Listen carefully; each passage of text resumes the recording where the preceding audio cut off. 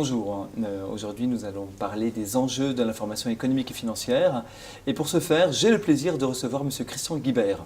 Bonjour Christian. Bonjour. Est-ce que vous pourriez vous présenter en quelques mots? Alors je suis Christian Guibert, donc je suis responsable de la communication de CreditSafe France. CreditSafe est le premier fournisseur européen d'information d'entreprise en matière de solvabilité. Société française, non? Société norvégienne à l'origine, implantée en France en 2006. D'accord. Que faites-vous? Alors on entend le mot crédit, on entend safe, on peut comprendre que c'est de la protection du crédit. Est-ce que c'est bien ça? Alors c'est à peu près ça effectivement. Il y a un petit faux ami, c'est-à-dire que ce n'est pas le crédit tel qu'on l'entend en français, mais le risque crédit, le risque de solvabilité, puisque c'est le mot anglais en fait et le mot crédit. Et notre métier en fait est de vendre des rapports d'information sur les entreprises aux dirigeants, aux décisionnaires, de manière à mieux les éclairer sur la solvabilité de leurs partenaires, clients ou fournisseurs. Alors on pense tout de suite à une entreprise qui est très connue. Qu'est-ce qui vous différencie de la Coface, pour ne pas la nommer? Alors les grandes différences par rapport à cet acteur français qui est... La Coface, si je peux faire un parallèle en fait qui me plaît bien, la Coface c'est Orange et nous sommes Free. D'accord. C'est-à-dire que c'est l'opérateur historique. Ils ont un produit de qualité, ils sont implantés sur le marché depuis un peu plus de 50 ans, 46 la Coface. Il y a un deuxième acteur qui est Altares aussi, qui est un de nos confrères également, qui serait l'équivalent de SFR Bouygues. Et puis nous sommes le dernier arrivé sur le marché. Et vous cassez les prix aussi? Et c'est exactement ce qui s'est passé en fait. On est arrivé sur un marché qui était un peu entendu entre les deux acteurs principaux, avec une façon de travailler un peu plus souple, un peu plus jeune justement. Et ça vient un peu de notre ADN anglo-saxon. Et donc une de nos différences, c'est cet ADN-là qui nous permet une vraie réactivité vis-à-vis de nos clients. Et puis je dirais, en fait, l'enjeu de notre métier, de chacun de notre métier, c'est la fraîcheur de l'information. Évidemment, on a tous à peu près les mêmes sources d'information, mais l'enjeu va reposer sur la fraîcheur. Le but va être de donner aux décisionnaires une information la plus juste, la plus pertinente et la plus à jour possible. Donc voilà, nous on va se positionner sur des sources d'information les plus fraîches possibles. Je pense aux journaux d'annonces légales, par exemple, qui sont une de nos sources. Nous sommes les seuls sur le marché, en France, à avoir 100% des événements sur 100% des annonces légales, ce qui permet d'avoir une information, en général, 3 semaines, 1 mois avant sa publication officielle au BODAC. Donc il arrive parfois que certains de nos prospects, qui ne sont pas encore clients, travaillent avec des entreprises annoncées comme solvables chez nos confrères, qui sont déjà fermées, et ça, nous avons l'information. Donc l'enjeu se situe ici. Et alors parmi vos sources d'information, on pense notamment au bilan d'entreprise qui est obligatoire en France. Toute entreprise, normalement, doit déposer son bilan. Alors, pas déposer le bilan, toute entreprise n'est pas tenue de le faire, non.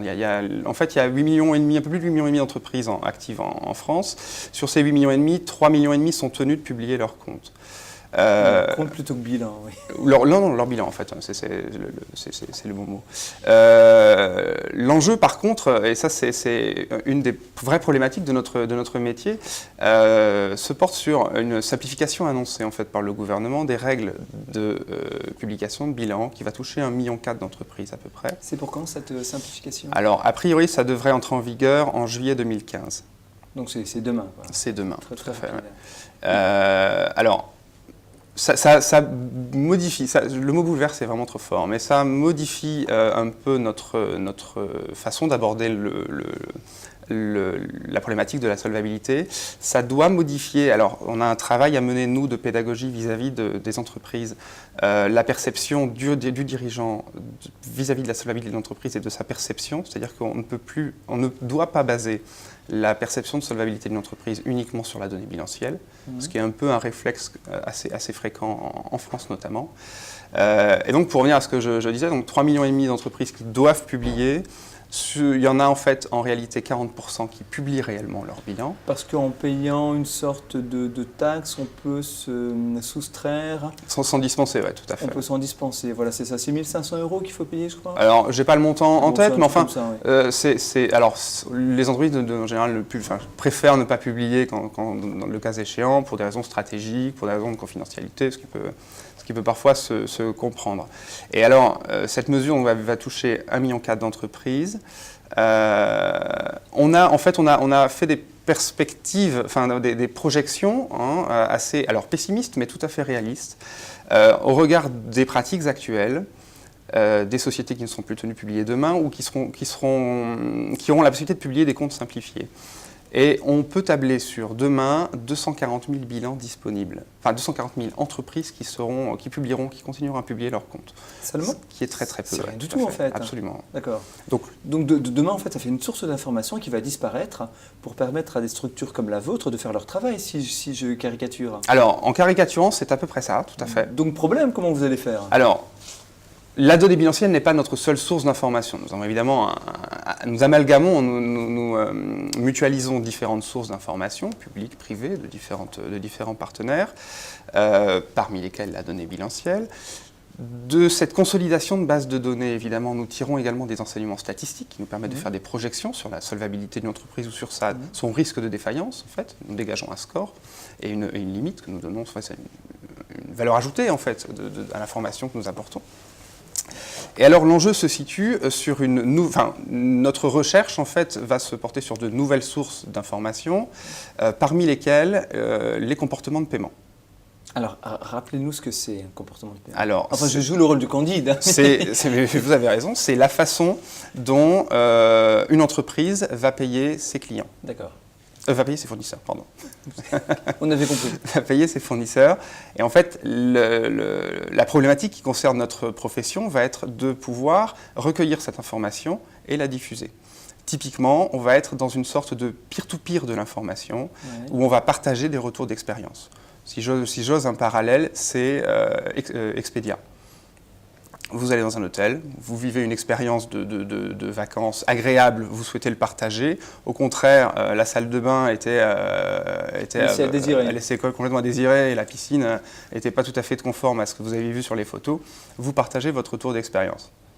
C'est exactement le même principe. D'accord, donc vous allez compenser la perte d'une source d'information bilancielle par l'accès à un autre type d'information qui est finalement, vous allez noter une entreprise selon qu'elle paye bien ou mal ses fournisseurs. Est-ce que j'ai bien ? C'est exactement cela, tout à fait. Et alors, encore une fois, une question de candide. Actuellement, l'accès à ce type d'information est facile, légal, j'imagine que la réponse est oui, bien sûr, mais est-ce que les entreprises sont prêtes à accepter qu'on aille fouiller dans leur manière de payer leurs fournisseurs ? Comment vous avez ces informations ? Alors, en fait, ce sont les entreprises qui ont une démarche proactive et qui nous envoient ces informations, qui nous partagent ces informations, puisqu'elles choisissent, en fait, de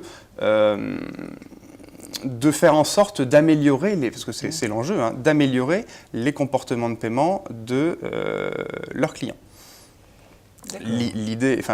L'objectif pour elle, effectivement, c'est de pouvoir récupérer plus facilement de la trésorerie et d'éviter les impayés, donc de partager les bonnes pratiques en la matière ou les mauvaises. On comprend bien l'intelligence collective qui peut se dégager de ça. Absolument. Évidemment. Les structures qui payent mal, autant qu'on passe le mot, en quelque sorte, c'est exactement pour ça. que d'autres entreprises ne se fassent pas attraper, pour employer un langage simple. D'accord.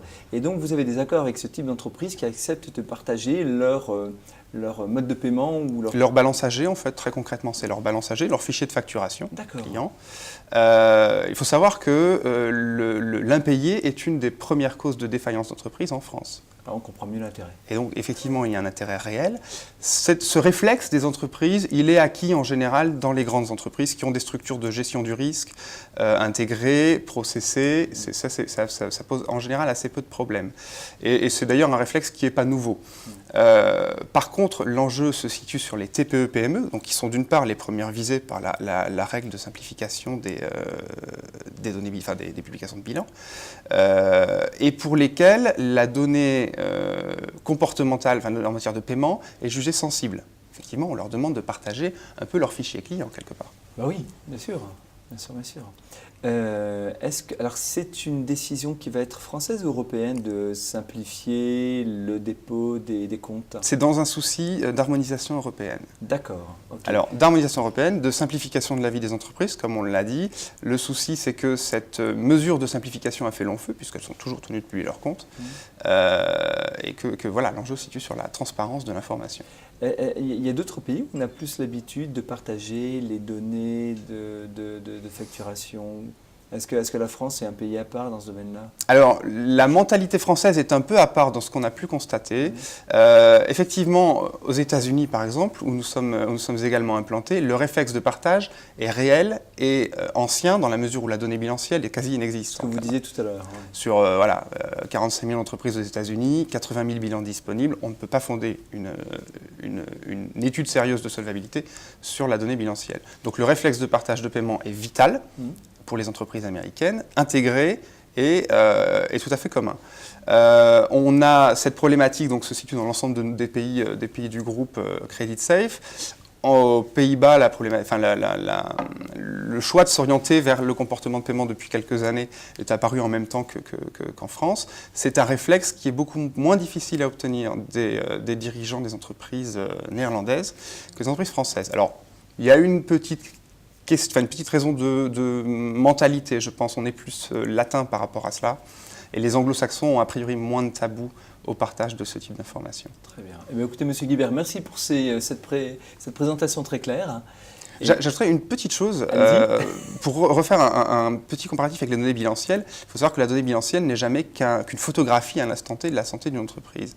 En général, elle a 6 mois, 1 an déjà, cette photographie, et que les choses vont très vite. Et donc, on ne peut de toute façon pas uniquement fonder son appréciation sur une photographie déjà ancienne. La donnée comportementale en matière de paiement notamment, c'est de l'instantané. Absolument. Merci beaucoup. Merci à vous.